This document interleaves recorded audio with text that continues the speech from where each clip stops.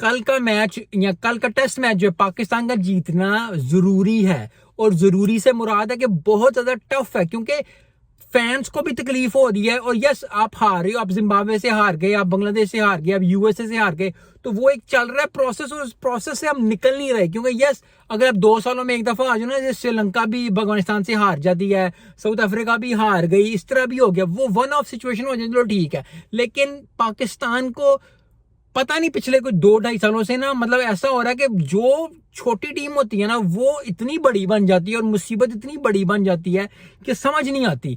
और I hope कि पाकिस्तान अच्छा परफॉर्मेंस दे। आई होप कि जो है वो जबरदस्त परफॉर्मेंस निकले।